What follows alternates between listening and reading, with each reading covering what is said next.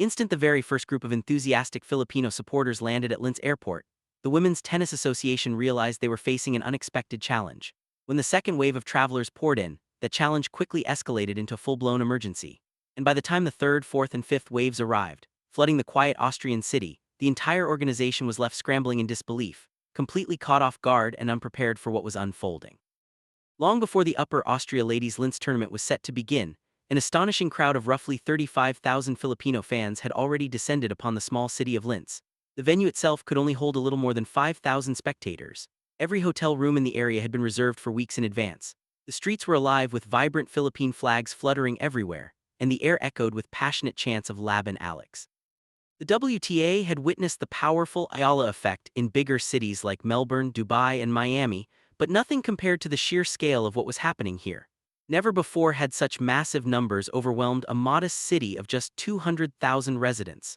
Never had fan enthusiasm so dramatically outgrown the tournament's limited infrastructure.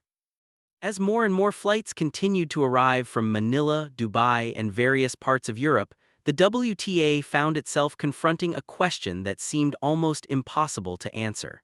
How do you successfully host a professional tennis tournament when the fans have essentially taken over the entire city? The Upper Austria Ladies Linz tournament was still 3 days away from its first matches. The courts were only just being prepared, the nets were being carefully tightened, and the sponsor banners were still in the process of being hung. Yet the fans had already arrived in overwhelming force.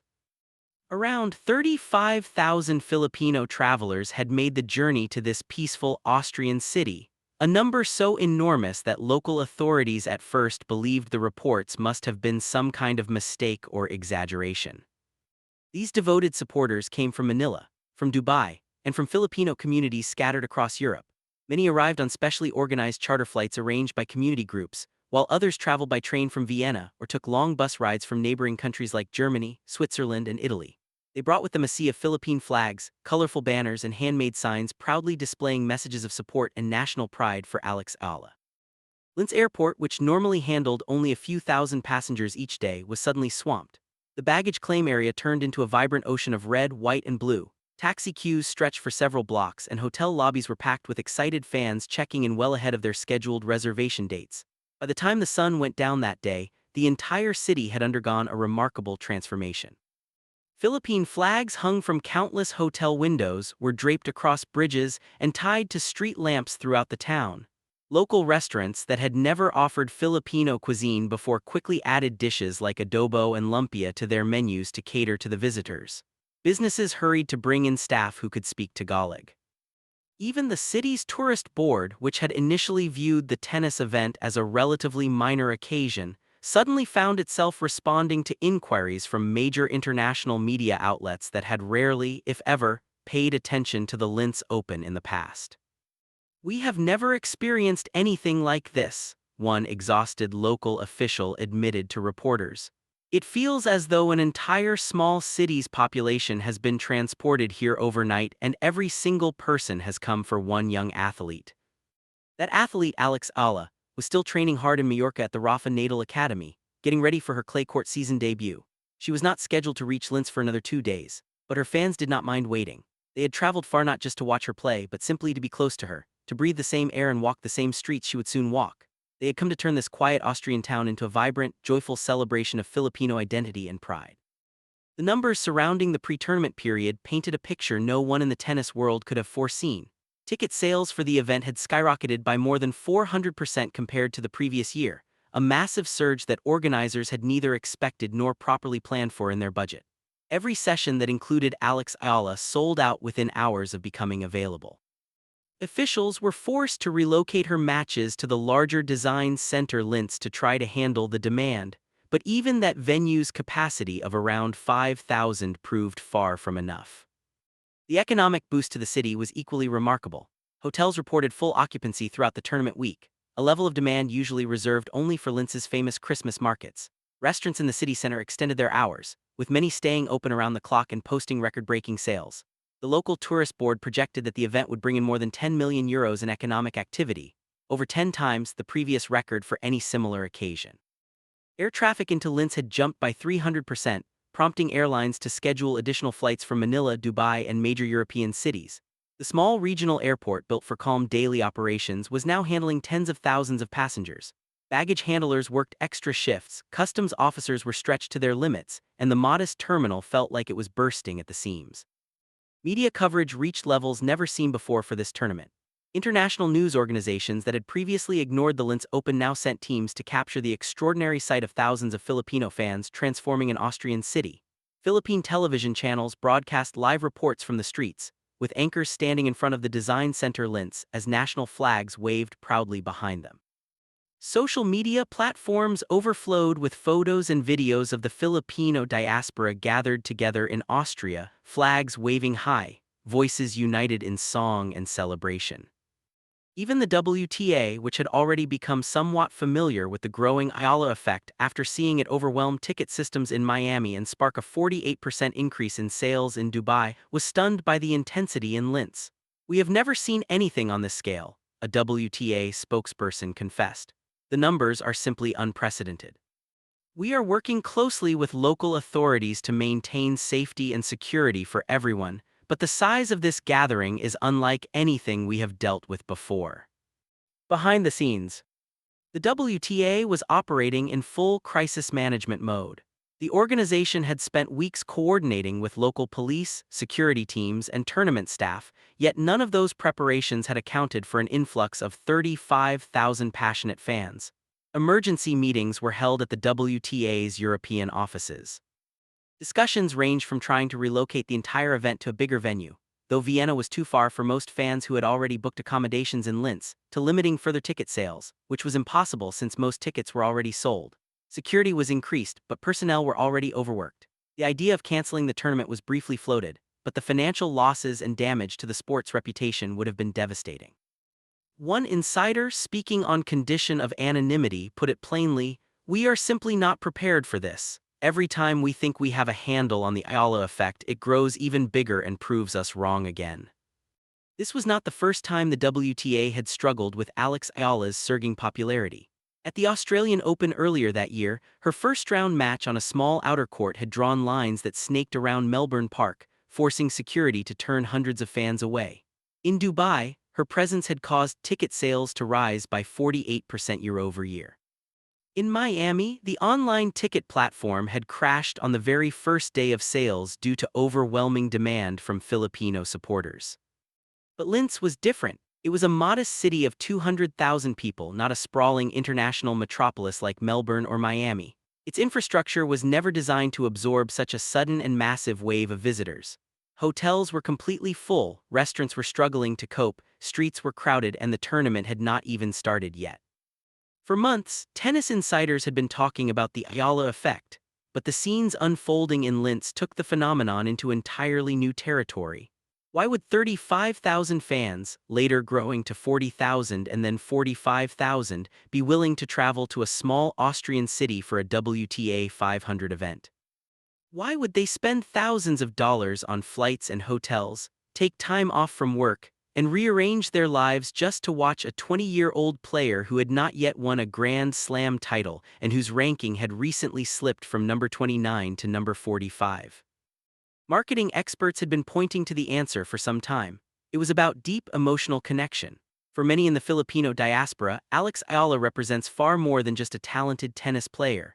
She stands as a powerful symbol of possibility, a living example that a young person from Manila can rise to compete on the world's greatest stages and be recognized globally. She embodies the overseas Filipino worker (OFW) dream, the belief that sacrifice, perseverance, and hard work can lead to something truly remarkable.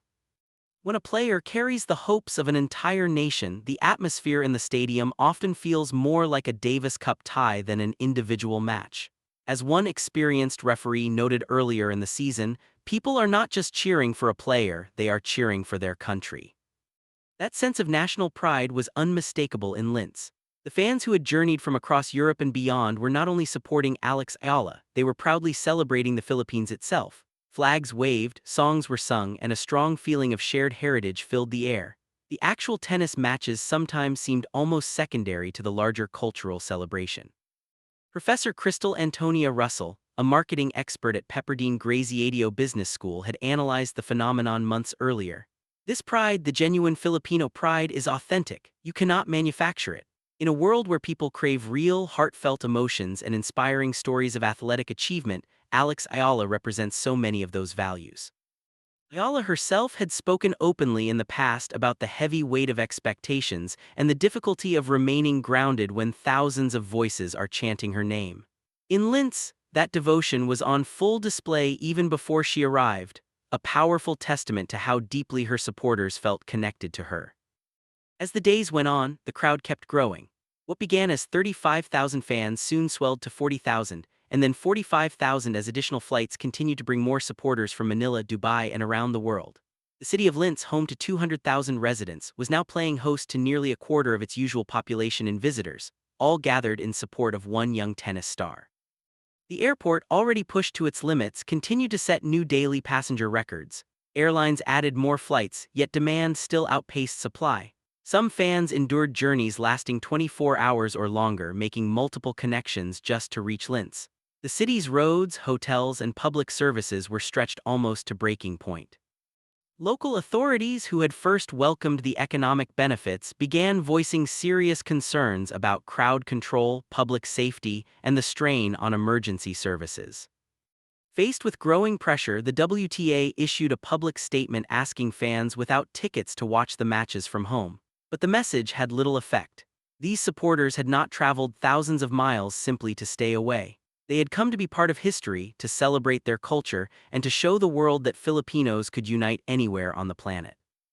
The extraordinary scenes in Linz, the massive crowds, the overwhelmed city services, and the complete transformation of a quiet Austrian town, represent a turning point for professional tennis. For many years, the WTA has worked to grow its audience, attract new markets, and build the kind of loyal, passionate fan bases that the men's tour has long enjoyed. With Alex Eala, they finally have that devoted following, but they appear uncertain about how to manage it. The Eala effect is more than just a successful marketing story. It is a profound challenge to the traditional way tennis has been structured for generations. The sport's stadiums, schedules, and overall organization were created for a time when fans simply came to watch the tournament. In Linz, the fans arrived first, and the tournament itself sometimes felt like an afterthought. Caught entirely by surprise, the WTA has now announced a full review of its tournament planning, with special attention to fan engagement and infrastructure needs. For the thousands of supporters already in Linz, however, such promises feel distant and insufficient. They came to see Alex Eala to honor their heritage and to take part in something far bigger than the sport itself. No amount of corporate strategy can create or replace that kind of genuine passion. Meanwhile, Alex Eala remained focused in Majorca, training diligently at the Rafa Nadal Academy in preparation for her clay court campaign. Though she had not yet set foot in Linz, she was closely following the developments from afar. In a short statement released by her team, she expressed sincere gratitude. "I am overwhelmed by the incredible love and support from the Filipino community. To know that so many people have traveled all the way to Austria just to cheer for me is deeply humbling. I will do everything I can to honor that support with my best effort on the court." Yet behind her thankful words, the pressure was undeniable. Eala has spoken before about the challenge of handling sky-high expectations while trying to stay focused and humble. In Linz, those expectations had reached unprecedented levels. Her record on clay courts remains modest so far. She has won only 3 of her 10 tour-level matches on the surface, and has yet to advance beyond the second round in any clay event. Her debut at Roland Garros the previous year ended in a first-round loss.